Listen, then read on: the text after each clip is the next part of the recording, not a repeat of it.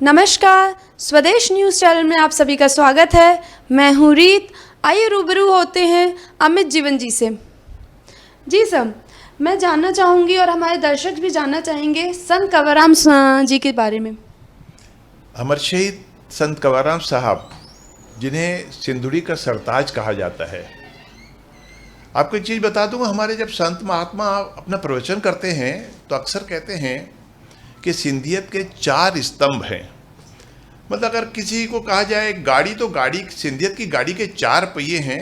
प्रथम भगवान झूलेलाल, जिन्होंने मृग बादशाह से कि उनके गुनाहों से, उनके अत्याचारों से समाज को, हिंदू समाज को मुक्ति दिलाई। दूसरे थे राजा दाहिर सेन, 712 ईस्वी में मतलब जो है धोखे से उनका कत्ल कर दिया गया मुगलों के द्वारा। आपको बता दूं कि राजा दाहिर सेन के रहते कभी भी मुगल सिंध की सीमाओं को पार नहीं कर पाए। ये हमारे सिंधियत के दूसरे स्तंभ या दूसरे गाड़ी के पहिए कहे जाते हैं। तीसरे पहिए देखा जाए तो हेमू कालानी, जिन्होंने 19 वर्ष की अल्पायु में अपनी शहादत दी, फांसी के फंदे पे लटके देश की आज़ादी की खातिर, उन्हें तीसरा पहिया कहा जाता है। और अमर शहीद संत कंवरराम साहब, जो सेवा और भक्ति के लिए जाने जाते हैं, हिंदू मुस्लिम एकता के ऊपर जो शहीद हुए थे, वे सिंधियत के चौथे स्तंभ, चौथे पहिए कहे जाते हैं।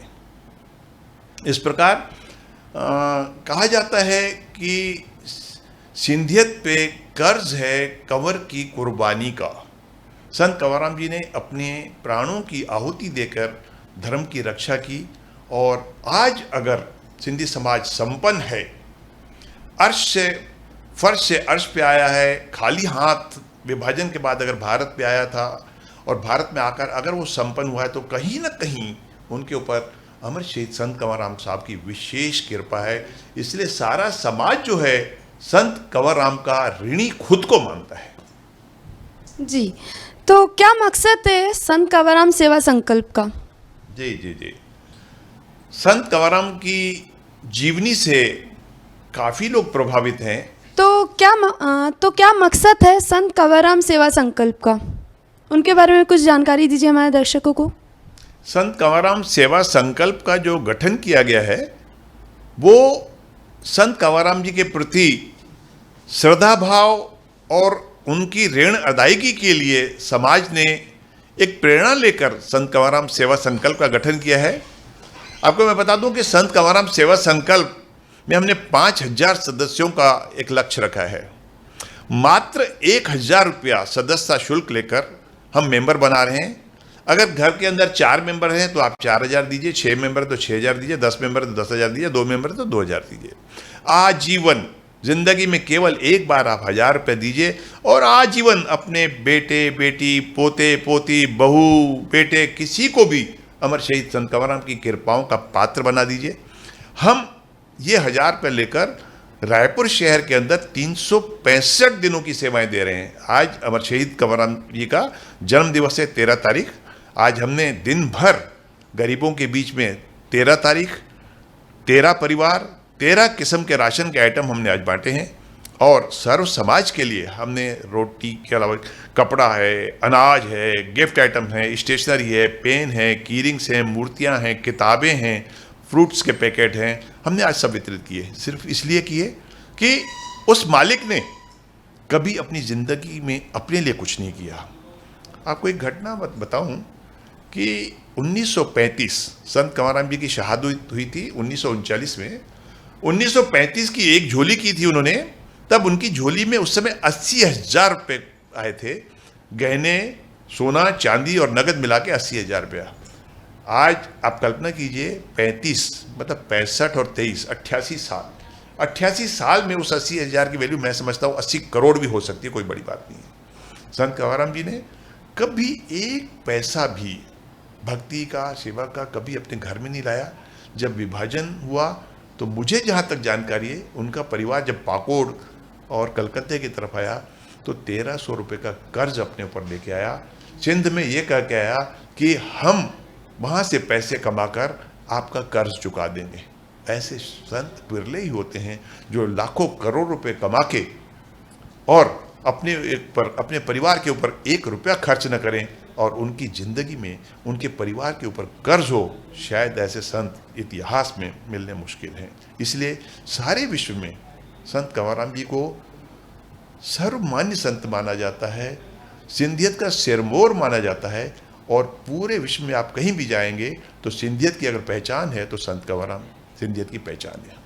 हर स्थान पे, हर देश में संत कंवरराम को पहचाना जाता है कि वो विनम्र संत थे। हर दरबार में आप देखेंगे उनकी मूर्ति लगी हुई मिलेगी आपको। यहाँ छत्तीसगढ़ के प्रेमी अगर संत कंवरराम धाम में आपकी सेवा दान देना चाहें तो क्या करना होगा उनको? देखिए, 22 जुलाई को संत राजेश लाली जी का जन्मदिन है। उस दिन बड़े जोर शोर से अमरावती में जो है वो कंवर धाम का कार्य जो है, निर्माण कार्य बहुत जोर शोर से आरंभ होने जा रहा है। उन्होंने मुझसे कहा था कि भाई छत्तीसगढ़ से आप क्या सेवाएं देंगे, तो मैंने यही कहा था कि आप काम की शुरुआत कीजिए। छत्तीसगढ़ में बहुत सारे ऐसे प्रेमी हैं, बहुत सारे लोग संपन्न और सक्षम और समर्पित हैं जो इस सेवा कार्य में आगे बढ़कर अपना हाथ बढ़ाएंगे। रायपुर में आनंद कुकरेजा जी हैं, सतीश थौरानी जी हैं, श्रीचंद सुंदरानी जी हैं, भरत बजाज जी हैं, ललित जयसिंह जी हैं, राजू भाई तारवानी साहब हैं, महेश दरियानी साहब हैं, पृथ्वानी साहब हैं, नीरज शेरवानी जी हैं राजीव नगर के, खेमानी परिवार है। ये ऐसे परिवार हैं जो सक्षम भी हैं और समर्पित भी हैं। मैं उम्मीद करता हूँ अगर संत कंवरराम का जो कार्य है, जो 22 जुलाई को आरंभ होने जा रहा है, जब उन्हें वो दृश्य दिखाए जाएंगे तो निश्चित ही वो अपने किसी प्रियजन की याद में, अपने माता पिता की या हो सकता है अपने किसी आराध्य की स्मृति में कुछ बनवाना चाहें। रूम की जो लागत है 9 लाख और सूट रूम जो है वो 25 लाख का बन रहा है। वृद्धाश्रम जो है 1,51,00,000, गौशाला 1,51,00,000, भंडारा 5 करोड़, हॉस्पिटल जो है वो 5 करोड़।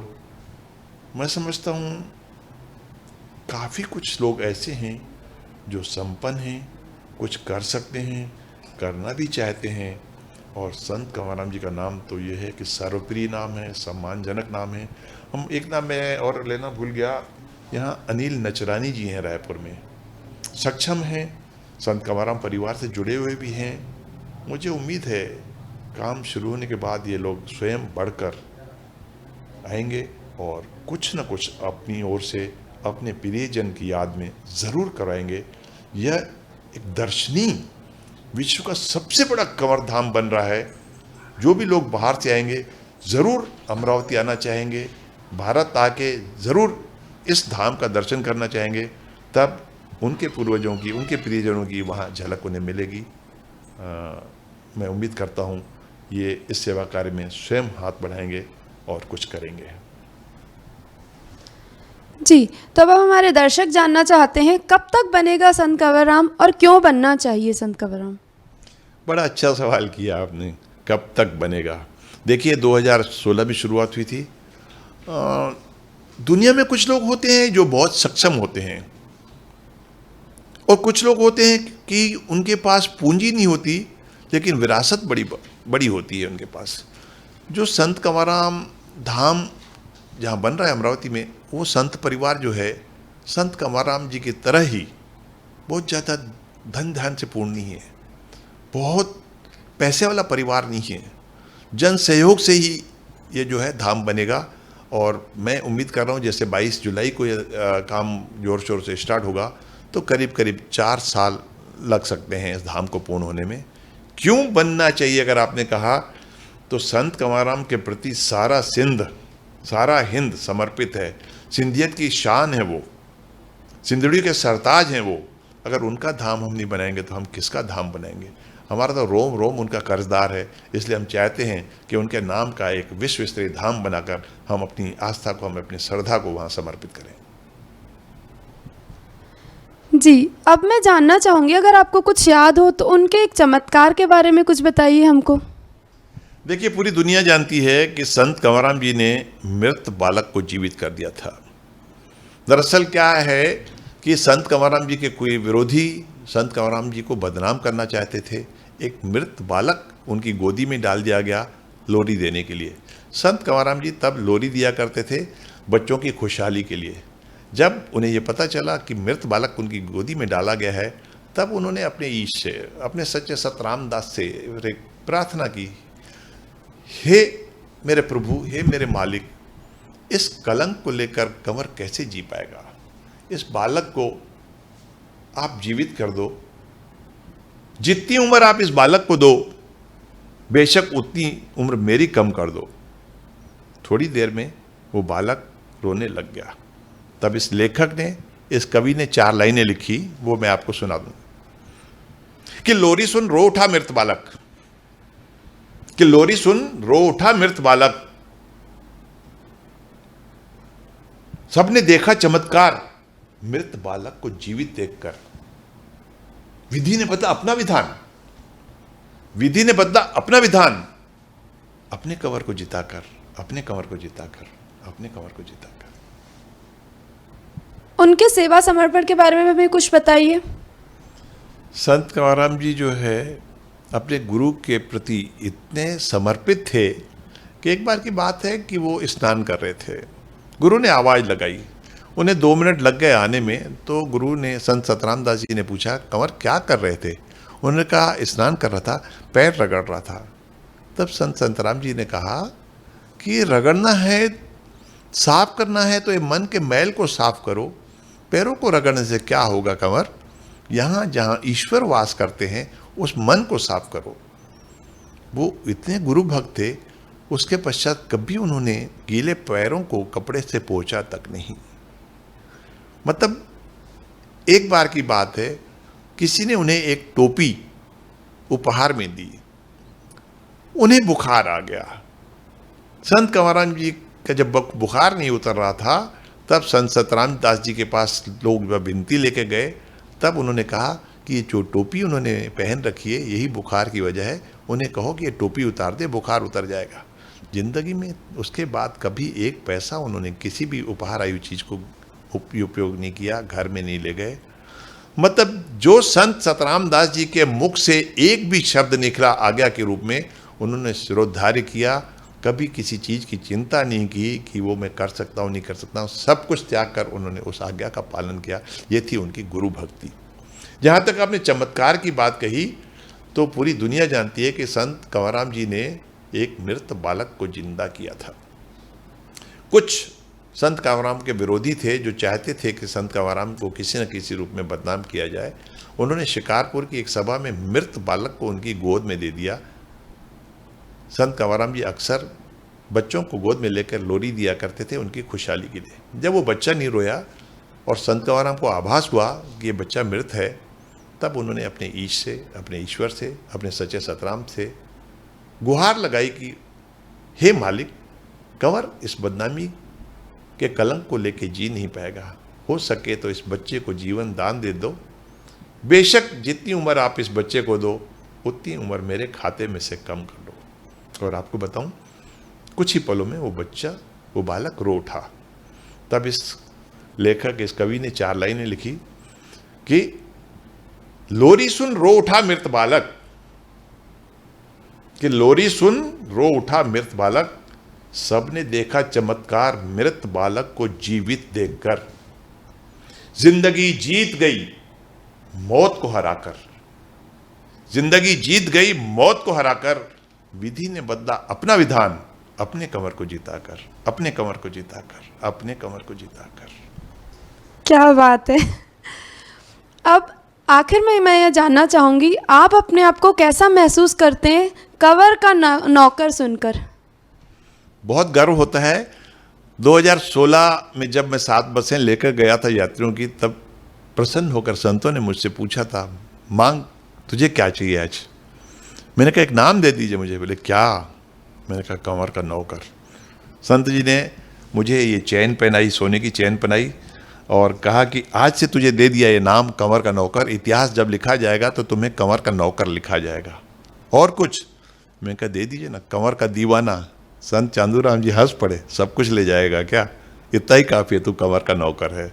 तो मैंने 4 लाइनें लिखी खुश होकर कि खुश हूं मैं बहुत यारो आज, कि खुशू में बहुत यारो, आज मुझे एक सम्मान मिल गया है, कंवर का नौकर, कंवर का नौकर, कंवर का नौकर, कंवर का नौकर, कंवर का नौकर, मुझे ये नाम मिल गया है, मुझे ये नाम मिल गया है, मुझे ये नाम मिल गया है, मुझे एक सम्मान मिल गया है। पूरे विश्व से अब आप क्या अपील करना चाहते हैं संत कंवराम धाम के बारे में? देखिए, हमारा सपना है कि कंवर का धाम सबसे सुंदर, विश्व का सबसे सुंदर धाम बने। मैं अपील करता हूँ पूरे विश्व से कि जो भी हो सके आपसे, आप अवश्य कुछ ना कुछ सहयोग कीजिए उस धाम के लिए। एक ईंट आपके नाम की अवश्य लगनी चाहिए उस धाम में, ताकि आप भी उस धाम के मालिक कहलाएं, कंवर धाम के आप भी मालिक बन जाए। वो ईंट आपकी 100 की हो, 1000 रुपये की हो, 10,000 की हो, लाख की हो, 10 लाख की हो, करोड़ की हो, 10 करोड़ की हो, जितनी आपकी श्रद्धा हो उतने की ईंट आप अपने लगवाइए। कहते हैं कि समुद्र में जितना गहरा गोता लगाएंगे उतने ही मोती पाएंगे। हमारे संत बाबा चांदूराम साहब भी कहते हैं कि सेवा का फल कभी निष्फल नहीं होता। आप जितना सेवा में ध्यान दोगे, जितना सेवा में घी डालोगे, उतना ही मिठास आपकी मिठाई में आएगा, उतने जीवन में आपका रस आएगा। तो मैंने वैसे एक संकल्प लिया हुआ है कि विश्व के किसी भी कोने में कोई भी आदमी अगर 25 लाख या उससे ऊपर की सेवा देता है, तो ये कंवर का नौकर अमित जीवन विश्व के उस कोने में जाएगा, अपनी तरफ से शाल, श्रीफल और एक सोने की अंगूठी सामने वाले दानदाता को पहना के उसका सम्मान करके आएगा।